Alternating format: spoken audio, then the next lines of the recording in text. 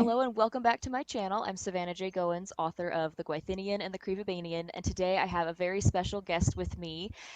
This is Shayla Morgansen, author of 5 books, and we'll get into more of that in a second, but first we want to answer a question for you. Do you need to go to college in order to be a writer?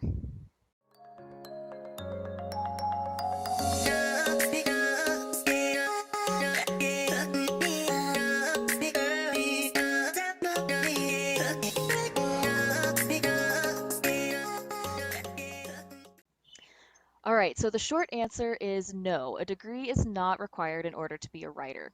But there are a lot of advantages to having degrees in fields relating to writing, and even sometimes in fields completely unrelated to writing. We'll get to that in a second. So there are some authors who are very successful without having a degree in the writing field, or even a degree at all. The first one that comes to mind is actually Neil Gaiman. He went to college, which they call it in the UK.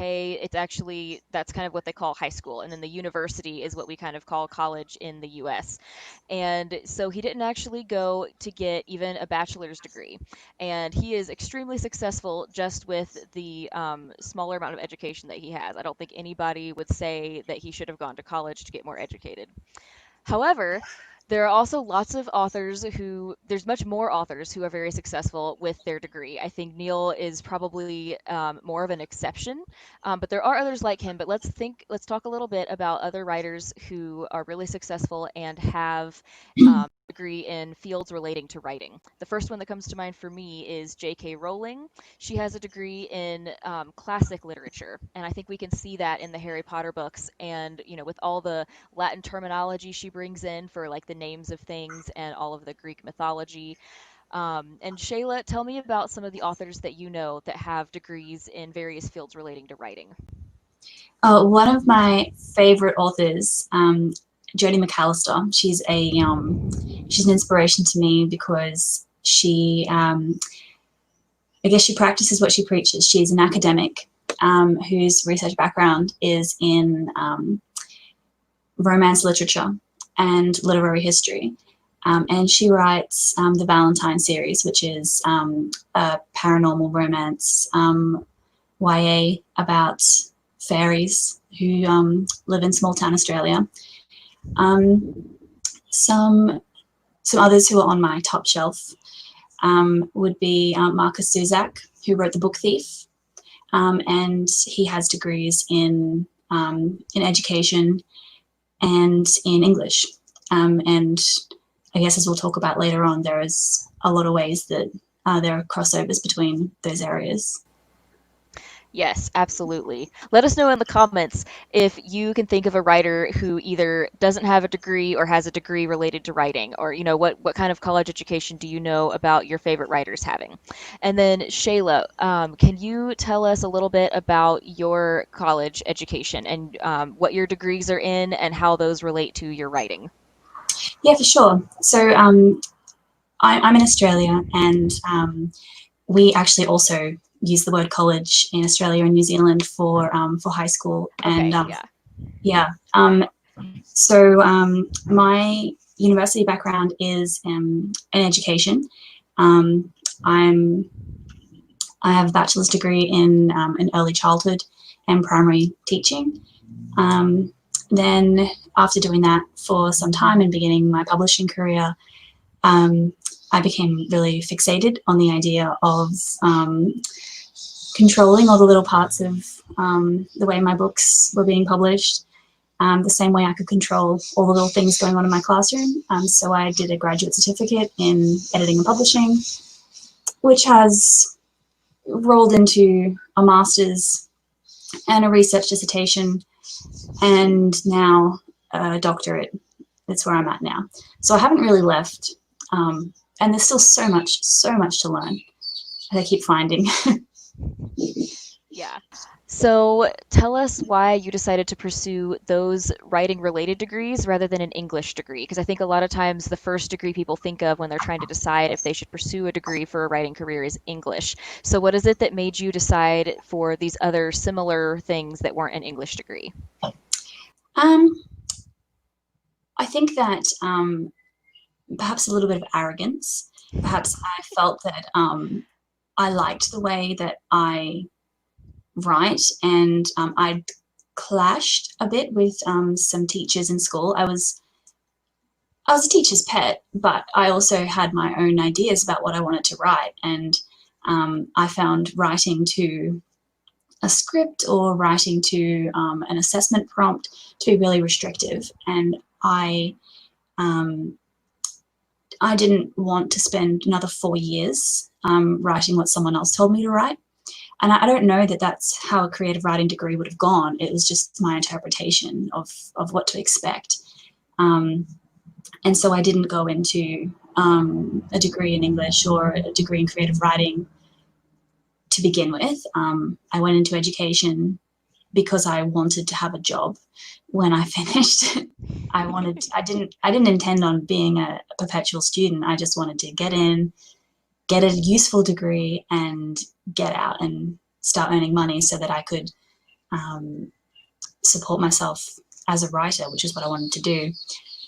Sometimes in hindsight, I think maybe I should have pursued creative writing and learnt that craft from that perspective. But there is so much from the path that I took that is applicable um, to the world of being a writer. And I'm really grateful to past me for making that particular choice. Yeah, I love that so much. That's actually the exact same reason that Neil Gaiman said he didn't want to go to the university, because he didn't want he felt like 4 more years of enforced learning before he could become the writer he wanted to be seemed stifling, I think is how he said, because he wanted to write his own stuff his own way. So that's really cool. Yeah. So, some of the other degrees besides the ones we've talked about so far that are available if you're interested in getting something that's writing related would be journalism, creative writing, English literature, professional writing, technical writing, and general writing. So I didn't actually even know that there were so many writing degrees. But there's all kinds of different jobs you can get besides, writing fiction or writing nonfiction, besides trying to get books published. There's also degrees in different kinds of editing, which is similar to degrees in writing. Mm. But we also want to talk a little bit about how to use non-writing related degrees to your advantage. So if you have a degree in something unrelated to writing, and maybe you might have the chance to go back to school someday, or maybe you just really don't want to go back to school, that doesn't sound appealing to you, but you have a degree in something else, it can still be really valuable. And I actually have a degree. I just have an associate's degree in veterinary technology, and I have work experience at an exotic animal clinic. And even though that has nothing to do with writing at all, and at first I thought, man, I've wasted all this time. I should have gone and studied writing. Even though I missed out on some of those things I could have learned, that does make me a little bit more unique. Just like a degree in anything else not writing related. If you have, like, I have a friend who has a degree in botany, like plants and flowers and stuff. I have a friend who's a chef who's starting to write a cookbook, who went to school to be a chef. So, like, no matter what your degree is in, if it's something, whatever else it is in, it's something that's interesting, and you can find a way to work that into your brand as an author, and it can actually just become more of an asset to you rather than something that is like a regret or waste of time or anything like that. Yeah, for sure. And it may not necessarily tie into your writing practice, but there are, as anyone who's begun down this path knows, there are so many elements to authorship that are not directly related to your writing practice. And for me, coming from an education background, I walked into my first classroom at 21 and got left with all these people's most precious thing, and they all just left. They just left me with their 5-year-olds, and I grew up so much in that job as a result of that level of responsibility, that performative element that there is to maintaining a facade for 6 constant hours of pretending to be teacher me. That taught me a lot about author me, that I didn't need to kind of be as raw and on display as I thought. That standing behind a table selling my books you are on show, but you are in a performance. You know, you're in role as author you, and I really do notice that now that I see other emerging authors who either do or don't yet have that skill of being able to kind of put real you to the side and yeah, and to step into that performative role. Hmm. The communication skills and the time management, I think, are the things that came across for me from teaching into authorship. Yeah, absolutely. You can learn so much from other degrees that writing degrees wouldn't teach you that you can then use in your writing career in some way. And at the very least, it can support you, even if it has nothing to do with writing. Your degree can get you a job that will support you as you write while you're Mm, just figuring things out. But interestingly, like you were saying, all these useful things coming from degree, like the education degree. Brandon Sanderson, who is a very successful fantasy author, he actually has said before in one of his seminars that he encourages people to get a degree in something like history or something that is not writing related because it can help you to enrich your writing world so much, mm, particularly for people who are writing fiction. And I know Maggie Stiefvater, another fantasy author, she has a degree in history, and she might have a degree in music too. I don't know, but she's got at least the degree in history, and that has allowed her to be able to enrich her worlds with special stuff from that background that someone without a history degree doesn't have. And I know Brandon Sanderson, before he switched to, I think it was a creative writing degree, the first 2 years he went for biochemistry, which, if you've read his books, you can see how much that has informed his magic systems because he relies very heavily on real scientific things to, be tweaked and made into a really cool different magic systems. mm. I think that like a lot of what we looked at in my first degree was specific to the job that I was going to be doing about like development and childhood and education theory and a whole bunch of other stuff that was intermittently interesting. But my favorite course that we did that was kind of left of field was a subject on ethical theory, and there are so many ways that one course influenced me as not only as a person but as a writer. Um, we looked at it was intended to be applied to classroom situations where sometimes there just is no right solution. You need to be able to justify the what you do, but there maybe not any choice. Maybe every choice will sort of turn out with a bad result, but you still need to be accountable. So we compared different theories of morality and ethics, like consequentialism as opposed to virtue ethics. So sometimes a choice could be seen to be right based on the outcome, whereas the same choice could be argued to be wrong just based on the fact that the act in itself is the wrong thing to do. But perhaps that could also be influenced by your relationship to the situation. Like if it's your child or it's your friend who's part of the situation, does that change how right or wrong your choice is? And those frameworks for thinking have had so much influence on the way that I've approached my characters and their motives. And I can see that now in the way that I think about what my characters are going to do and why, and keeping them consistent across a series, that they'll always make the decision that will have the best outcome, whereas another character will always make the decision that most benefits the people that are closest to him because that's where his morality lies, and that is so unshakable in a person. Yeah, that's such an interesting, like, extra layer of depth to your characters to be able to add just based on that extra class you were able to take. That's very cool. Yeah, yeah, I'm Yeah, really grateful for that class. yeah.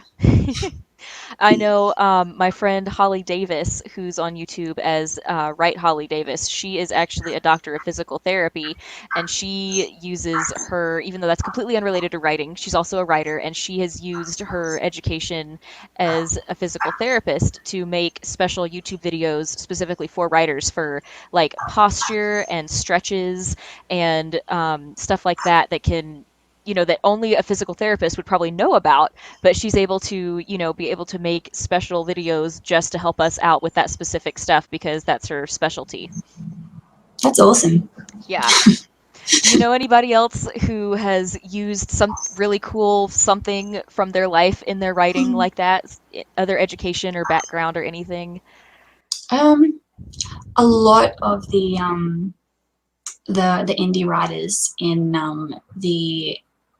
uh, the Australian scene in particular, although it's probably similar elsewhere, are in education. Hmm. Um, I can't think of anyone offhand, but it feels like every second person that I meet has some connection. Um, I was just looking some people up, and like some of my other favorite authors, Rachel Kane, who wrote the Morganville Vampire series, but also the Great Library series, Hmm. which I just adore. Her university background is in accounting and music, and yeah, and I thought, how do you jump from one What of a combination. yeah, and then to write these stellar books, these amazing books. But I think that both music and accounting have a way of um, really organizing your mind into frameworks that we don't use in a normal day to day situation. So um, it's less surprising to me now to think of her as coming from these kind of more rigid backgrounds, because the books are so organized. Like, things that happen later in the series are clearly thought out from really early on. Um, the writing style is really beautiful. I think that that probably comes a lot from sort of thinking in music and working in those ways. Yeah, that's very cool. All right, so no matter where you are in your education, either formal or informal, we just wanted to give you a few tips for things you can do right now, even if you're waiting to decide what to do about school, or if you're in the middle of school for something else, or whatever it may be. We want to give you some tips for how to learn things about writing just organically on your own slash with other writers. So one thing that can be really useful and that has taught me a ton is having a critique partner, somebody who is at around the same writing level as you, who you can swap manuscripts with, and then you can read their stuff and let them know what doesn't make sense, anything that seems like it doesn't fit with the character or whatever it may be, and then they can do the same for you.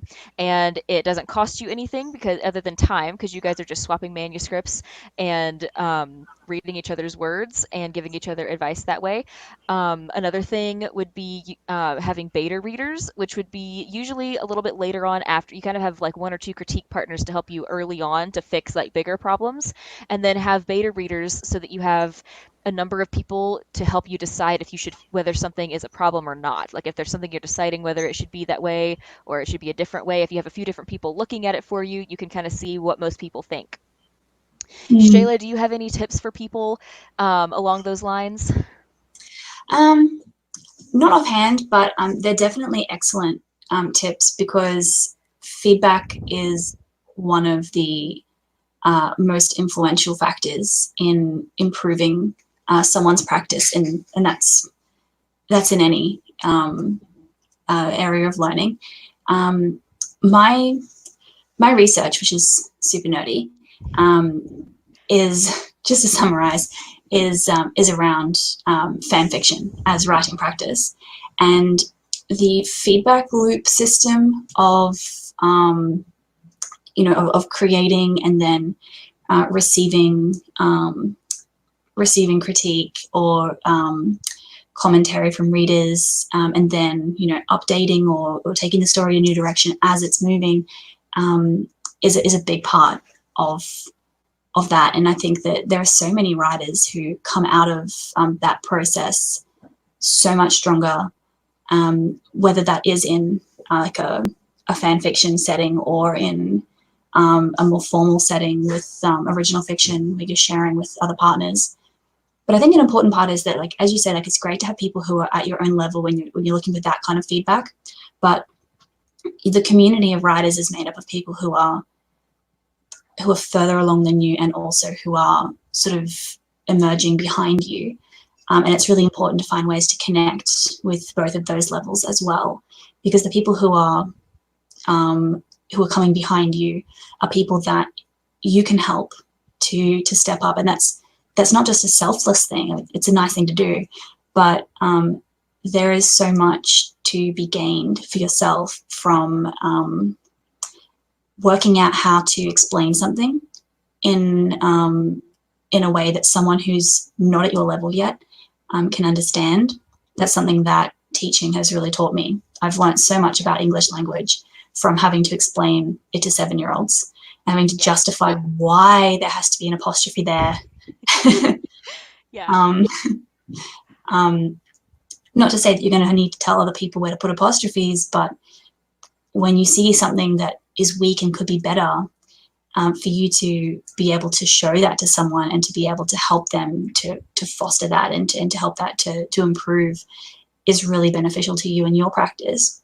But at the same time, people who are streaks above you, or who are, in a place where you want to be, those are mentors. Those are people to analyze, to not so much to compare yourself with, but to to have a look and see where it is that you want to be and what it is that makes them different and what it is that you need to be doing if you want to be in that position. So there is definitely a need to be connecting with, or at least finding people in your writing community who are at all levels of their journey. Yeah, definitely. And yeah, I completely agree with that. Yeah, so Brandon Burchard, who is a coach for people like Fortune 50 companies and like really big people, people who've been in the Olympics and stuff like that, he wrote a book called The Six High Performance Habits. And such a great book. I've listened to the audiobook like 5 times this year.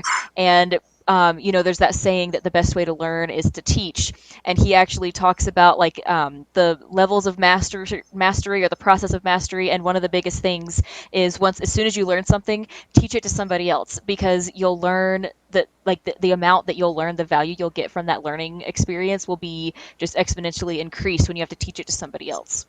Yeah, for sure. And like the way that your brain has to like kind of rework the ideas, it really drives home for you what you've actually internalized and what you weren't as clear on as you thought. Yeah. And a couple other quick tips I wanted to share real quick would be authortube videos. There's lots of other authors who make videos. So I'll link some of my favorite authortube channels in the description box below. And Shayla actually is going to be starting an authortube channel very soon. So if you're watching this video a few weeks after it comes out, hers will be linked below as well. And you should definitely check that one out first. And one other tool that I found super helpful is called Critique Circle. I'll link that below as well. There's a free version and a paid version, but basically you start off with like so many tokens, and each one is worth so many words critiqued. And you use your tokens to put up something that you want critiqued, and then they have it by categories and stuff. And in order to get more tokens, you critique other people's stuff. And the more words you put in your critique, the more thought you put into it, the more valuable of a critique it is, the more tokens you get to then get more things critiqued. So it's a really cool system that helped me out a lot, especially when I was starting out and didn't know a lot of other writers who I was able to swap manuscripts with. And the free version works really well. So if you are just looking for free things, that's a great one, and I definitely recommend trying it out. That sounds awesome. Yeah, it's good. All right, so Shayla, tell us a little bit more about your books, and I especially want you to tell everybody about the book you have that benefits the wildlife that's been affected by the wildfires in Australia. Yeah, so I write mostly young adult and new adult contemporary fantasy. I currently have one series out, which is called the Elmstone Saga, It's, I guess, quite politically leaning in the way that it's gone. There's currently 4 books out in the series, with 2 more still to come in the saga. But I, at the start of this year, picked up on the trend of authors for fireys. There was a lot of Australian authors and also some awesome overseas authors as well, who wanted to be able to do something to be able to raise money for and support the efforts of firefighting in the bushfires that we experienced here at the end of last year and the beginning of this one. And so I wrote a short story to tie into my story universe. I have a really big cast and of secondary characters that surround my lead pair, and a lot of them have these like really interesting backstories that I haven't been able to explore in the saga. And so I wrote a prequel story for that. And there were a lot of great charities that were supporting the efforts to fight the bushfires, but I chose WIRES, and that's the Wildlife Information, and they were focusing their work on rehabilitating and rescuing the animals that were affected in the fires. So all the profits that come from my short story Burned go straight to WIRES. That is so Um, cool. I love that so much. that was probably the part that was making me the saddest when I was watching all the destruction. Like it's obviously awful to see entire towns and farms and houses and lives lost as well. But there were there was such a massive loss of life for our wildlife, and we have a beautiful, unique ecosystem here with animals that aren't found anywhere else. And some of the impacts are, pardon me, are irreversible, or we're not going to know how much damage has been done for years yet. Yeah. So I really appreciate that those guys are doing that work. Yeah, and the wildlife rehabilitation, a lot of them are not going to be able to be released because of the injuries they've sustained. Yeah. And so even though I believe the wildfires are not as much of an issue right now, correct?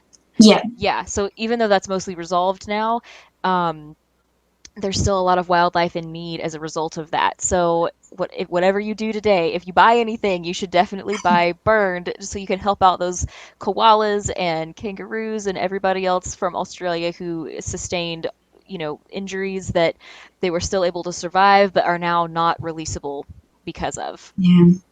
I'm going to definitely link that below. That's going to be the top link is for Thank that you. book. Yes, absolutely. All right, so Shayla, tell us where everyone can find you and the links that I'm going to put in the description for people to find you, such as your website and stuff like that. Yeah, awesome. So I have a website. It's shaylamorgansen.com, and all my books are available on there. And all my social media links are there as well. I'm on Facebook as Shayla Morgansen author, and on Instagram a fair bit as Shayla Writes Magic. That's such an awesome name. I love that. Thank you. All right, thank you guys for watching. If you have any questions for either of us, please drop those in the comments below, and please give this video a like to let YouTube know that this is useful information that should be shared with other people. And if you want to see more interviews like this and have more author questions answered, be sure to subscribe to my channel so that you can see more of those things in the future. Thank you so much for watching, and I'll see you next week. Bye!